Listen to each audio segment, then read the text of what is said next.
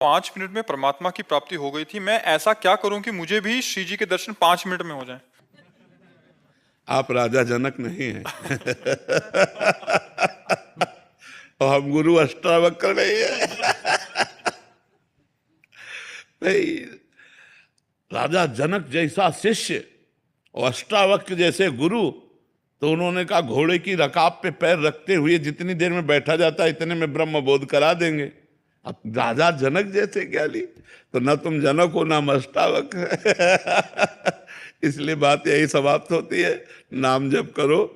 जब कृपा लाडली की तो दर्शन दे दे। लाडली कोई किसी के अधीन थोड़ी है, ब्रह्म भी जिनके अधीन है, जाके अधीन सदा ही सांवरो, या ब्रज को सिरताज हमारे माई श्यामा जू को राज। तो इसलिए हम नाम जप करें, उनसे विनय करें, वो कृपा करें तो हो सकता है बस शांति से। जी।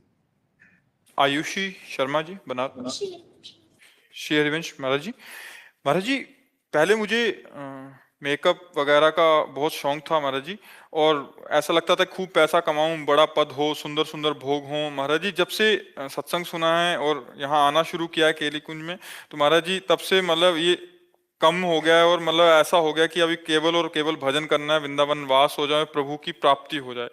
महाराज जी अब बहुत बड़ी कृपा हुई है जो ऐसी बात आई है, बहुत बड़ी कृपा हुई। बस इस बात को परिपक्व कर लो, अपने हृदय में बैठ जाए।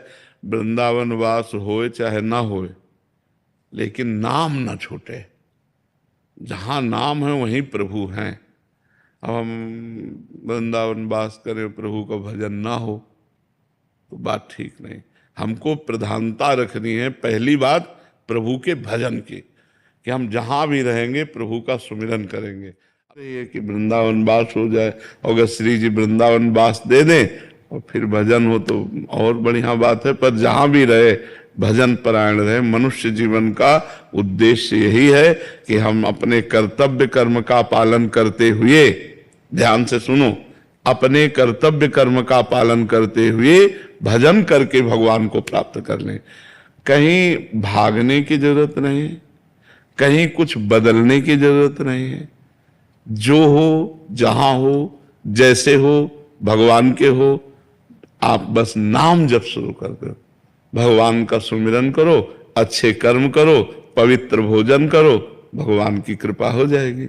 अच्छे कर्म नहीं हुए, अगर हमसे गलत कर्म होते रहे तो बहुत समय फिर लगेगा। मार्जन बार बार नहाओ और धूल में लौट जाओ, तो यह है कि अच्छे कर्म किए फिर बुरे कर्म किए, फिर भजन किए फिर बुरे कर्म किए, तो बहुत जन्म लग सकते हैं। अगर हमसे पाप कर्म ना हो और हम भजन करें तो हमारा मंगल। आपसे सही कहते हैं, ये वेश परिवर्तन या देश परिवर्तन, इससे कुछ नहीं होता। जब तक उद्देश्य परिवर्तन नहीं होता तब तक बात नहीं बनती।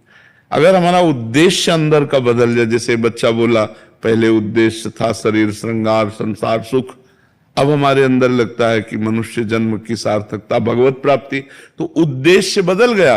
अब आप नौकरी करो, पे व्यापार करो, कुछ भी करो, आपका उद्देश्य भगवत प्राप्ति है तो बढ़िया। अब जैसे उद्देश्य हो गया धन मान प्रतिष्ठा, तो अब आप चाहे बाबा जी बन जाओ, चाहे आप गृहस्थ रहो, वही चलेगा, क्योंकि उद्देश्य आपका धन बन गया ना, उद्देश्य आपका संसार बन गया। बस इसलिए हमें यह समझना है कि हमारा उद्देश्य ठीक हो जाए। भेष परिवर्तन, स्थान परिवर्तन खास बात नहीं है, खास बात है उद्देश्य परिवर्तन। और हो जाए भेष परिवर्तन, स्थान परिवर्तन खास बात नहीं है, खास बात है उद्देश्य परिवर्तन।